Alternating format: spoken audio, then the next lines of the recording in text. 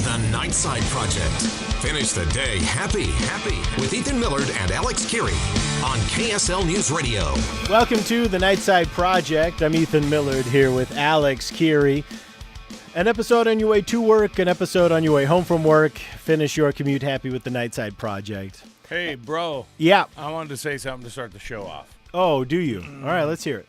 So we're going to go on the SLC Fanboys today. The Fanboys podcast, yes. We're featured guests to school them on Indiana Jones. Well, if there's one thing we could probably out-fanboy them on, it's the Indiana Jones series. And so also, we want to tune into that. Also, a number of other things. Yeah, I saw the movie Get Out, by the way. Fantastic. Yeah, I'm not really big into horror movies. It's not a horror. Don't you dare call it a horror movie. Oh, I'm sorry. Did you say a horror movie? It calls itself a horror movie. No, it doesn't. It calls itself a social thriller. It means you text the entire movie and kind of stay at you stay. It's just a bunch of QR codes up on the screen. No, you'd find it fascinating because there's like a lot of it's like a little bit of a callback to some like old school filmmaking too, where there's a lot of symbolism and a lot of like, did you notice that they said that earlier kind of a thing, and there's foreshadowing that ends up not being foreshadowing, and there's stuff that kind of it's really, really well done. Jordan Peele, who is massively known as the Peele part of Key and Peele. I mean, he's a comedian. Sure. Yeah, and that's what makes it great too, is that there's some comedy relief in the middle of it. Anyway, but you watch it, you give it 4 stars. Don't go see Get Out though if you have children. All right, what do you want me to talk about food? Yeah, you can. So I was going to bring up something on, important safety issues for all of us, but it's fine. No, you can go ahead with your food.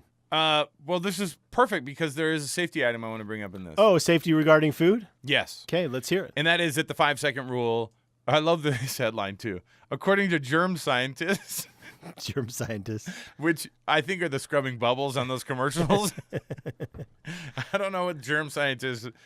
I mean, I don't think they call themselves germ scientists. Maybe they do if they're at their cocktail party. Someone's all, "Oh, you're a microbiologist?" And he's like, "Well, yeah. So what do you do? Like, what do you study?" He's like, well, I mean, I'm kind of a germ scientist. They find themselves like having to go to that lowest common denominator to explain it to people. Yeah. So I read this, and anything we've ever learned about the 5-second rule with food, which is if you drop something and you eat it within a certain amount of time, you're fine. Yeah. The transfer of bacteria. Haven't though we always known it's been that was just something you tell yourself so that you don't have to remake. We knew. Yeah. Oh, and Millennial Josh pointed something out too earlier, was your level of hunger and your desire for that thing. Sometimes we will fumble that done for donut or that Banbury Cross donut that you've been eyeballing all day, and you drop it next to the radio production booth that 1,000 feet and 1,000 spittles have come in contact with throughout the day. Spittles. But think about it. Yeah, a bunch of loud radio people, and the donut falls face first, and some of the maple gets a little bit on the thing. I will straight up like use my finger to pull it up, and I'll eat that maple because it's so. Then spit out coveted. Whatever hair that you picked up with it. Yeah. So you can always expectorate the debris. There has been conflicting reports because the majority of science says, depending on what's on the surface and depending on what the surface food is that comes in contact. Look, if it's a piece of slimy bologna, it's going to pick up a lot more than if you drop a piece of dry toast. That's right. So there's a porous surface thing versus now, and also scientists have found out that gummy bears are especially resistant to.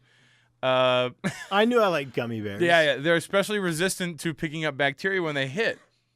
And so, but here's what I read yesterday. I saw this headline that says 5-second rule for food dropped on floor approved by germ scientists. Approved by germ scientists. So I don't know what the commercial would look like, but if your food drops on the floor and they go approved by science, and you're like eating a piece of pizza that fell on the bathroom floor after you just picked it up. No, you could do a PSA. You could do a public service announcement where someone drops his pizza face down on the floor. Gotta have a British man in a white lab coat steps out with a stopwatch.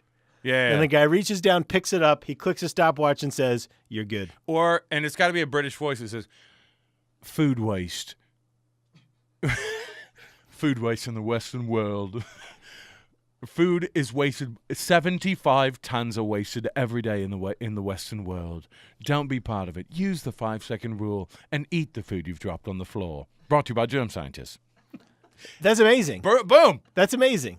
Because you got to pull out like the make people feel bad for eating it. So they've said, even though there is conflicting scientific evidence in the contrary, harmful bacteria from the studies that this group did, apparently at the really, really clean floor Institute of America, they said that the transfer of bacteria was not nearly as harmful if you were to leave it, I don't know, a couple of weeks. If it goes into rigor mortis, I'm not sure. I think we all recognize that we're constantly ingesting stuff out of the environment. And honestly, just because you some don't of those die from germs, something, it's because you've built up from eating that pizza on the bathroom floor for all those years. So encourage your kids to do this and build up their immunity. They'll get sick less often as adults. These comments not analyzed or approved by the FDA. By the germ scientists of America. All right, we're going to come back with a Zen headline. Join us again.